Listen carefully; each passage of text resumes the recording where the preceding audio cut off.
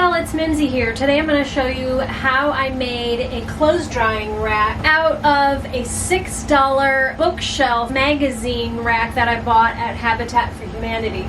So I just did that up this morning because my daughter likes to hang dry a lot of her athletic clothing. She doesn't like to put that stuff in the dryer, so she hangs it around my laundry room on all my shelves and all over the place. So I made this little clothes drying rack, and hopefully this will eliminate all the clothes hanging all over my laundry room. So let me show you how I did it. I bought this at the Habitat for Humanity the other day, essentially just for the dowels and the wood. And I'm going to cut this down and shorten up the dowels to make it a clothes drying rack. And I don't know if you can see that, but I paid $6 for it, and I had a little bit of frequent shopper credit there, so I got it for less than $6. Okay, so this thing has Allen screws in it holding dowels in place, and I've already taken them out on the other side, and I already marked the other side with a pencil line on how I want to cut this. So once I get this taken apart, then I'll cut this and then use this side as a template for the other side. And then I will shorten my dowels so that they'll fit on the side of my cabinet. Okay, going outside to cut. And I'm also trimming our lemon tree right over there. And I have a pile of lemons that I'm going to preserve maybe today.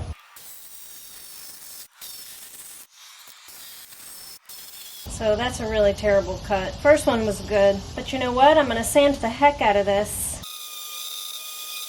The nice thing about this piece of wood, which was already cut rounded right here, is that I'm going to mount it to my cabinet like this, and then it will have some sort of mechanism, maybe just a piece of rope or something, so that I can let it out like this, and then the clothing will hang off the dowels like this.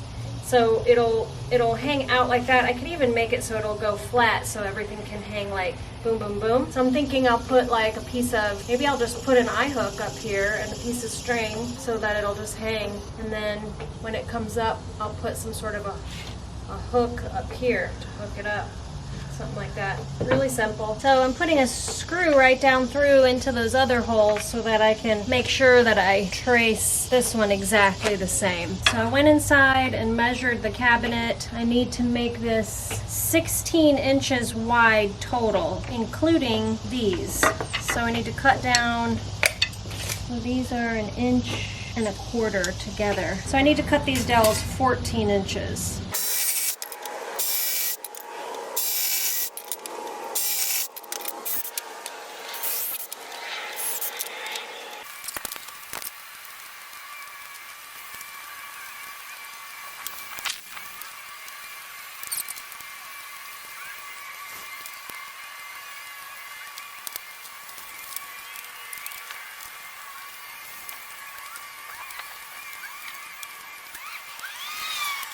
So it's put together. I figured I brought it in, it fits. So now I've got to figure out how I'm going to mount this to my cabinet so that it will lower down like that. So I've got to create some sort of a bracket to come from my cabinet that'll hold this. So I think what I'm going to do actually is maybe a piece of wood so that this will just sit on there, but it'll allow it to just rotate like that. I think I could use this. I've got 2 of these. So this would need to be level. Actually, what would be better is if I have an idea. So I think if I just put a hole, I'll put the dowel through the hole and mount this to the cabinet. I'll use my Forstner bit to make a hole right there.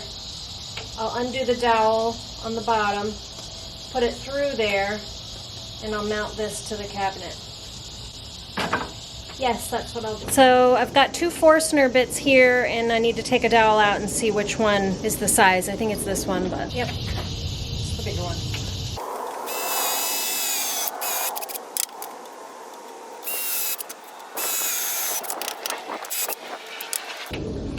All right.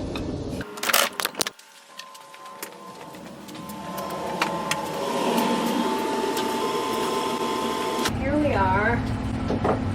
So I think I'm going to do them this way. I'm not going to make this different. Originally I had intended to put this side against there so that it would roll out, but it doesn't really need to because it'll roll out fine like that.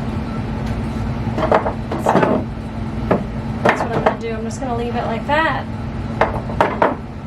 because then it'll lean back too against the cabinet. So what I'm going to do is I'm going to just use my level and drill through this side and into those brackets. So I've got to determine how high up I want this.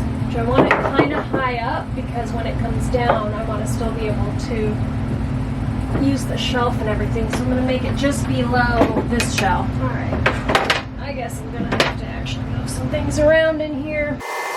I'm going to pre-drill the holes.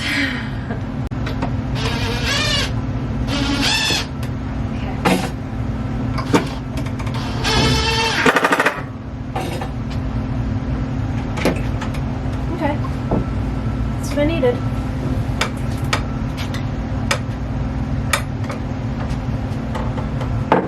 Okay, so I did end up painting it because the color of it was ugly, and because I had to cut the top off of it. It was really tall, so I cut the top off and I rounded out that front edge to match the rounded bottom edge.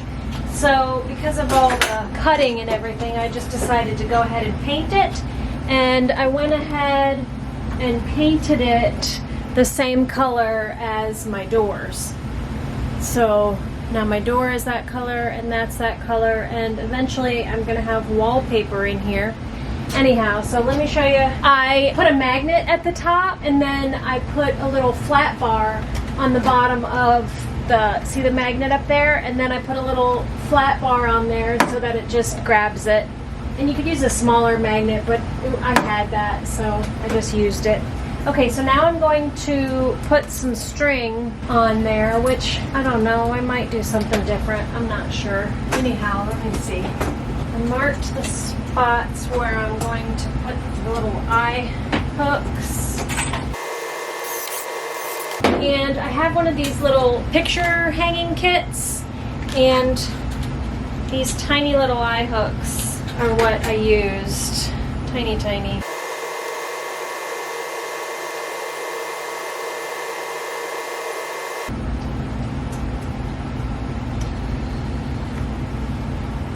What I'll do is go like that and tie it off.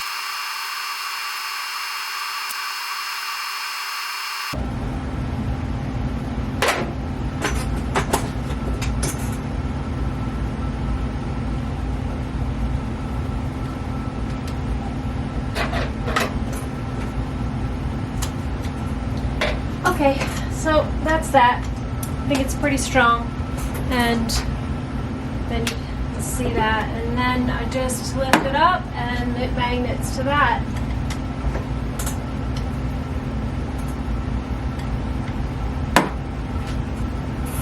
So it feels like if you were able to find a little ladder, this would be easy to do, even easier to do with a ladder. Anyhow. There it is. And imagine it, my wallpaper. Take my wallpaper down. I still really want my wallpaper. So cute.